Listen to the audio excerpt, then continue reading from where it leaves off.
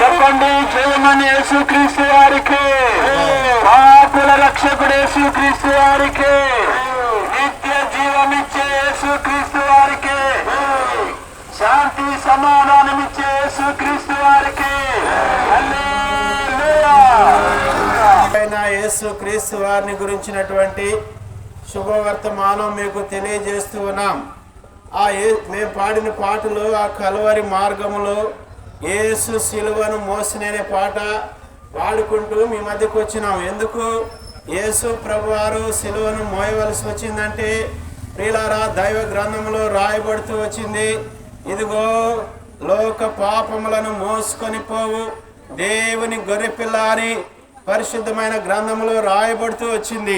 ప్రియులారా, ప్రభు అయిన యేసు క్రీస్తు వారు నీ నా పాపములను శిలువ మీద మోసుకొని, ఓ మనిషి మూటను బట్టల మూటను వీపు మీద వేసుకొని మోసుకున్నట్లుగా లోకంలో పుట్టిన ప్రతి వాని పాపమును ప్రభు అయిన యేసు క్రీస్తు వారు తన శిలువ మీద మోసుకొని నిన్ను నన్ను విమోచిస్తూ వచ్చినాడు. దేని నుండి విమోచించాడయ్యా అంటే, పాపము నుండి విమోచించాడు, శాపకరమైన పాప జీవితం నుండి విమోచించాడు, మరణము నుండి విమోచించాడు. పాతాళానికి పోకుండా ప్రభు అయిన యేసుక్రీస్తు వారు మానవుడిని విమోచించిన వాడిగా ఉన్నాడు. ఎలాగయ్యా పాపము పోవుటంటే, పరిశుద్ధమైన గ్రంథము ఓ పక్కేమో హృదయం అంతా పాపంతో నిండి ఉన్నది, ఇంకో పక్కేమో యేసు ప్రభు నమ్ముకున్న వారు, యేసు ప్రభుకి తమ జీవితాలు అర్పించిన వారు హృదయం ఎలాంటిదంటే, హృదయము మరి సంతోషకరమైనది.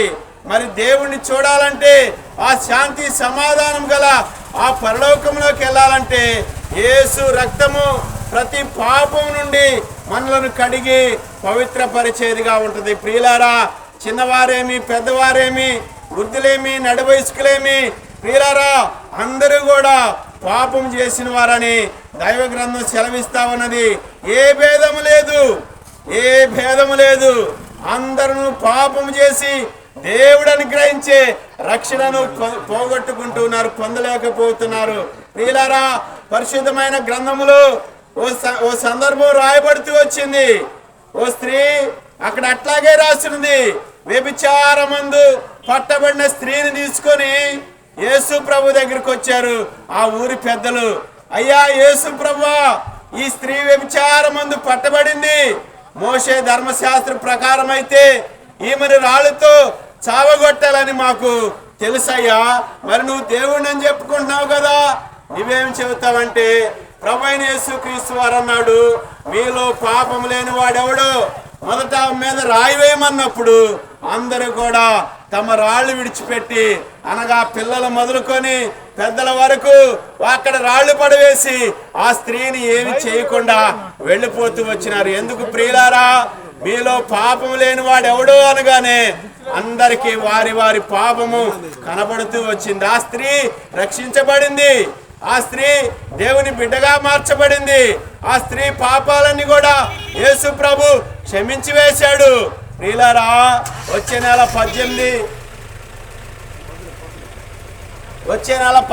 19, 20 తారీఖుల్లో గుడ్ ఫ్రైడే అని మనకు తెలుసు. ప్రపంచమంతా గుడ్ ఫ్రైడే, ఈస్టర్ అని జరుపుకునే వారిగా ఉంటారు. ఏంటి గుడ్ ఫ్రైడే అంటే? యేసు ప్రభువారు చనిపోయాడు. ఏంటి ఈ గుడ్ ఫ్రైడే? యేసు ప్రభువారు చనిపోయాడు. గుడ్ ఫ్రైడే అంటే మంచి శుక్రవారం. ప్రియులారా, నిజమేనా అంటే నిజమేనండి. యేసు ప్రభువారు చనిపోవట మంచిదే. గుడ్ ఫ్రైడే మంచి శుక్రవారం. ఏం జరిగిందంటే యేసు ప్రభువారు చనిపోయాడు. ఎందుకయ్యా యేసు ప్రభువారు చనిపోయాడంటే? మానవులను రక్షించడానికి, పాపులను రక్షించడానికి, పాపం నుండి విడిపించడానికి యేసు ప్రభువారు గుడ్ ఫ్రైడే నాడు చనిపోతూ వచ్చినాడు. అంతేనంటే ప్రియులారా, అంతే కాదండి. యేసు ప్రభువారు పాపం ఎరుగని దేవుడు. ఆయనలో యేసు ప్రభు పాపం ఎరిగిన దేవుడు. ఆయనలో పాపము లేదు, అది ఆయనే సెలవిచ్చాడు. నాలో పాపం ఉన్నదని మీరెవరైనా స్థాపించగలరా, రుజువు చేయగలరా అంటే ఎవరు కూడా రుజువు చేయకపోయారు. గర్భాన జన్మించిన వాడు. ఇదిగో కన్యక గర్భవతి కుమారుని కనును, ఆయనకు యేసు అని పేరు పెట్టబడును. యేసు అనగా తన ప్రజలను వారి పాపముల నుండి ఆయనే రక్షించును గనుక ఆయనకు యేసు అని పేరు పెట్టబడింది. ప్రియులారా, తన ప్రజలంటే నువ్వు నేనే. ఎవరు యేసు ప్రభుకి బిడ్డలంటే నువ్వు నేనే. యేసు ప్రభు అయిన నీ తండ్రి పరిశుద్ధుడు. యేసు ప్రభు పాపము లేనివాడు. యేసు ప్రభు పరిశుద్ధమైన దేవుడు. మరి ఆయన బిడ్డగా జీవిస్తున్నా నీవెట్లున్నావు? నీ జీవితం ఎట్లా ఉన్నది? అందుకనే పరిశుద్ధమైన గ్రంథంలో రాయబడుతూ వచ్చింది, హృదయము మోసకరమైనది. నీ హృదయమే నిన్ను మోసం చేసేదిగా ఉన్నది. నీ పాపమే నిన్ను పట్టుకొని పాతాళంలోకి వేసేదిగా ఉన్నది. అందుకని ప్రకటన గ్రంథం 8:21 రాయబడుతూ వచ్చింది, పిరికివారును, అవిశ్వాసులను, అసహ్యులను, నరహంతకులను, వ్యభిచారులను, మాంత్రికులను, అబద్ధికులందరూ కూడా అగ్ని గంధకములతో మండే గుండములు పాలు పొందెదరు. నువ్వు ఎక్కడికి వెళ్తావు? ఈ అగ్ని గంధకములతో మండే గుండములో నువ్వు పాలు పొందుతావా? వద్దు ప్రియుడా, వద్దమ్మా, వద్దు. ఆ అగ్ని గుండంలో పాలు పొందటానికి దేవుడు నిన్ను సృష్టించలేదు. ఆయనతో కూడా సదాకాలం పరిశుద్ధమైన ఆ పరలోక రాజ్యంలో ఉండడానికే ప్రభువైన యేసుక్రీస్తు వారు 2024 సంవత్సరాల క్రితం ఈ లోకాన జన్మించాడు. ఆయన పాపం లేకుండా జన్మించాడు. చూడండి ప్రియులారా, ఒక గుడ్డివాడు ఇంకో గుడ్డివాడిని చేపట్టుకొని నడిపించగలడా? గుంట వచ్చిందంటే ఇద్దరు కూడా ఆ గుంట్లో పడతారు కదా. అంటే ఒక పాపి మరో పాపిని రక్షింపలేడు. అందుకని యేసు ప్రభు వారు పాపం ఎరుగని దేవుడుగా, పాపము లేని దేవుడుగా 2024 సంవత్సరాల క్రితం ఈ లోకాన జన్మించాడు. ఏం చేశాడయ్యా? యేసు ప్రభు జన్మించి ఏం చేశాడంటే గుడ్డివారికి చూపునిచ్చాడు, కుంటివారికి నడకనిచ్చాడు, మోగవారికి మాటలిచ్చాడు, చచ్చిపోయిన వారిని తిరిగి లేపాడు. ఎవరంటే ప్రభువైన యేసుక్రీస్తు వారు. విశ్వాస జీవితంలో ఆత్మీయంగా పాపముల చేత, అపరాధముల చేత చచ్చిన ప్రతి మానవాన్ని బ్రతికించడానికి యేసు ప్రభు ఈ లోకానికి వచ్చాడు. 33.5 సంవత్సరాలు జీవించాడు.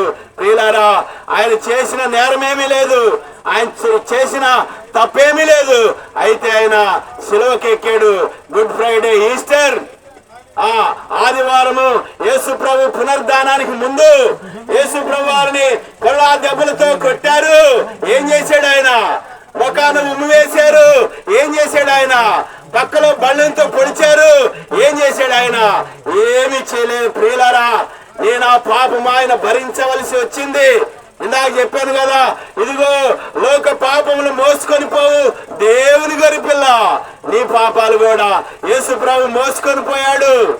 నీ పాపాలు కూడా సిలువలోకి మోసుకొని పోయి ఆయన కొట్టిన వారిని, ఉమ్మివేసిన వారిని, పక్కలో పిలిచిన వారిని ఆయన పలికిన మాట ఏంటంటే, తండ్రి వీరేమి చేయించున్నారు, వీరెరగరు, వీరిని క్షమించమంటూ వచ్చినాడు. ప్రియులారా, అయితే యేసు ప్రభు నందు నీ విశ్వాసం ఉంచితే, యేసు ప్రభు నందు నీవు నమ్మకం ఉంచితే నీ పాప జీవితం ఎటువంటిదైనా, అయితే అయ్యా నేనేం పాపం చేయలేదయ్యా, నేను పుణ్యాత్ముడిని, నాలో పాపం లేదని నువ్వు చెప్పుకుంటే అది నువ్వు దేవుణ్ణి అబద్ధికుని చేసినట్టు అవుతుంది. ఈ లోకంలో పుట్టిన ప్రతివాడు జన్మ కర్మతో పాపంలోనే జన్మించాడు. పిల్లలు మొదలుకొని చచ్చే ముసలోడి వరకు, నడి వయసు గలవారి వరకు ఎట్లా ఎదుగుతూ వచ్చారు, ఆయా దశల్లో పాపం కూడా అట్లాగే ఎదుగుతూ వచ్చింది. ప్రియులారా, ఈ పాపం నేను ఒకనాడు పట్టుకొని ఆ నిత్యమైన నరకాగ్నిలో పడవేస్తుంది. ప్రియులారా, వచ్చే నెల 1 మే నెలలో మధ్యాహ్నం 1 గంట సమయంలో సిమెంట్ రోడ్డు మీద ఎవరు నిలబడలేరు. ఎక్కడ నీడ ఉందా, ఎక్కడ చల్లదనం ఉందా అని ఎతికి పరిగెత్తేవారిగా ఉంటావు. ఈ సూర్యుడి వేడికే నువ్వు తట్టుకోలేకపోతే అగ్ని గంధకములతో మండే గుండములు నువ్వు ఎలా పాల్గొంటావు? అక్కడికి వెళ్ళకూడదని ప్రేమ గల రక్షకుడు యేసు ప్రభువారు మమ్మలను ఈ మధ్యకు పంపినాడు. ప్రభు అయిన యేసు క్రీస్తునందు విశ్వాసం ఉంచండి, జీవమునై ఉన్నాను. ప్రియులారా, మార్గం ఆయనే, పరలోకానికి ఓ తండ్రి తన కుమారుని చేపట్టుగా నడిపించినట్లుగా యేసు ప్రభుకి నీ హృదయం అప్పగిస్తే నిన్ను పరలోకం చేర్చేది ఆయనే. ఎందుకంటే ఆయన మార్గమై ఉన్న దేవుడు, ఆయన జీవమై ఉన్న దేవుడు. యేసు ప్రభువారు గుడ్ ఫ్రైడే ఈస్టర్ రోజు చనిపోయి 3వ దినాన సజీవుడై తిరిగి లేచాడు. ప్రియులారా, మేము ప్రకటించే ఈ ప్రభు అయిన యేసుక్రీస్తు వారు మరణాన్ని జయించాడు. ఈ లోకంలో ప్రవక్తలు, చక్రవర్తులు, గొప్ప గొప్ప రాజులు ఎంతో మంది వచ్చారు. ఎవరు కూడా చచ్చి బ్రతికిన వాడు లేడు. ప్రభు అయిన యేసుక్రీస్తు వారే 3వ దినాన సజీవుడై తిరిగి లేచాడు. మరణాన్ని ఓడించాడు, సమాధిని ఓడించాడు, మృత్యుంజయుడై తిరిగి లేచాడు. ఎందుకంటే రేపు మాపో చచ్చే నిన్ను నన్ను కూడా లేపడానికి ఆయన శక్తిమంతుడు. కాబట్టి ప్రియులారా, యేసు ప్రభువారు తిరిగి లేచింది ఎందుకంటే ఏదో ఒక దినాన, ఏదో ఒక రోజు ఈ లోకాన్ని విడిచిపెట్టవలసిన వారమే. అయితే మరణము అనగా ఈ లోకము విడిచిపెట్టడు తోడనే యేసు ప్రభు దగ్గరికి, పరలోక రాజ్యానికి నేను ఆత్మ చేరుకోవాలనే ప్రభు యేసు క్రీస్తు వారు 3వ దినాన సజీవుడై తిరిగి లేచాడు. ప్రభు అయిన యేసు క్రీస్తునందు విశ్వాసం ఉంచండి, అనగా నమ్మకం ఉంచండి. యేసు ప్రభు నమ్ముకోండి, మీ జీవితాలు మారుతాయి. ప్రియులారా, మీ బ్రతుకులు మారుతాయి. ఎట్లా చెబుతావు అంటే నా బ్రతుకు మార్చాడు దేవుడు. ఒకప్పుడు నేను ఘోరమైన తాగుబోతుని, ఘోరమైన జోదగాడిని. ఒకప్పుడు నా జీవితంలో లేని పాపం అంటే లేదు. ప్రియులారా, ఈ నెమ్మది లేకుండా, పాపాన్ని బట్టి నెమ్మది లేకుండా జీవిస్తున్న నాకు ప్రభు అయిన యేసుక్రీస్తు వారి పరిశుద్ధమైన గ్రంథంలో నుండి కొన్ని మాటలు తెలియపరుస్తూ వచ్చినాయి.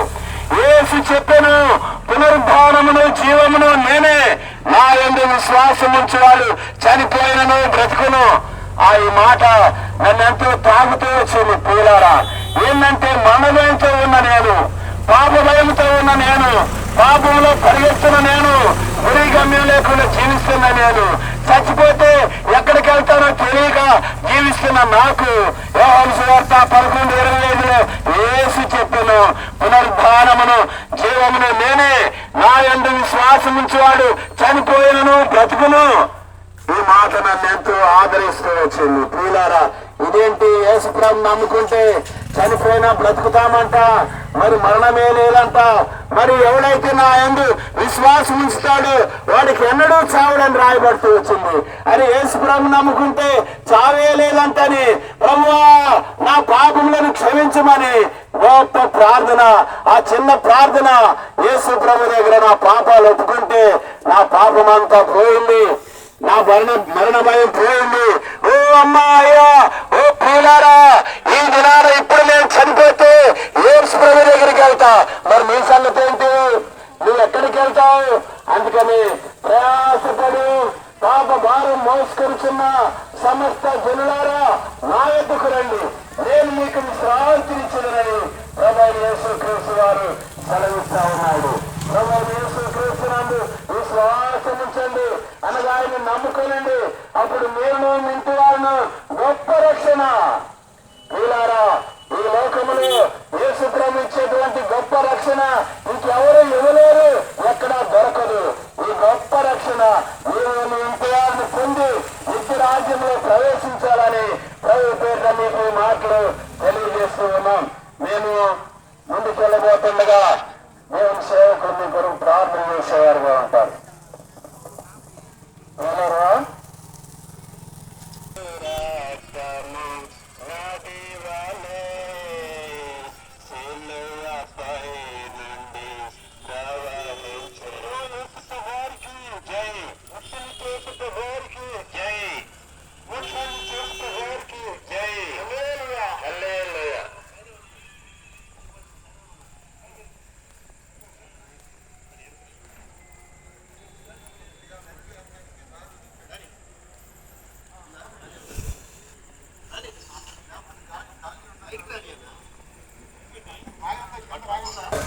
భూలోకానికి రాబోతున్నాను. వర్షం 750 సంవత్సరాలు పుట్టిన ప్రవచించిన ప్రవచన ప్రకారంగా యేసు ప్రభువు భూలోకానికి వచ్చి మానవుల యొక్క పాపం అంటే ఆధ్యాత్మిక పాపం, పాపం జీవితం మరణం. కానీ మానవుడు పాపానికి మానవుడు నియమించుకున్నప్పుడు యేసుప్రభువు వారు మానవుడు ప్రేమించి మన స్థానంలో ఆయన మరణించి మరణాన్ని జయించి లేచాడు. ప్రపంచంలో ఎంతో మంది మహానుభావులు వచ్చారండి దేవుని దాతని. వాళ్ళు చనిపోయారు కానీ మరణాన్ని ఓడించి సమాధిని ఓడించి మరణాన్ని జయించి తిరిగి లేచి మానవుని మరణాన్ని జీవనం దాటిపోసే విధానంలో ఎవరు కూడా లేరని మేము అన్ని గ్రంథాలు వేదాలు పోషిస్తాం. అయితే ప్రజలు యేసుక్రీస్తున్నారు ప్రేమదాహం ప్రవేశం చేయడానికి యేసుగారు మార్గాన్ని శుభ్రం చేసి ప్రేమదాహం వచ్చాడు. పిల్లరా ఈ ఆహ్వానాన్ని ఈ శుభవర్తమానాన్ని ఈ సువార్తను నిర్లక్ష్యపరిస్తే నిరాకరిస్తే ఎంత గొప్ప రక్షణ ఏ విధంగా మూలకులు ఏ మాట తప్పించుకోలేదని దేవుని వాక్యం శ్రమిస్తుంది. ఎందుకంటే ఇదిగో ఇప్పుడే మిక్కిలు అనుకోలేని సమయం నేడే రక్షణ దినం. ఈ సమయం దాటిపోతే రేపు మన వాళ్ళు కాబట్టి మన దేవుడు గారు చక్కబెట్టుకున్నాడు ప్రాణాలుగానే పైబడి నమ్మకమన్నాడు. కానీ నన్ను ఆత్మహోబడి దీపం కానీ దీపం ఆరిపోకముందే మన జీవితాన్ని ముగించుకుంది.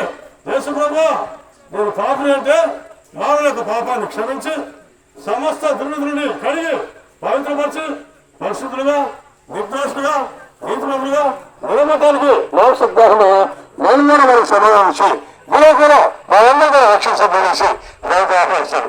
కానీ మన యొక్క కృపలో ధనబడింది క్షమాపణ సిద్ధంగా ఉంది.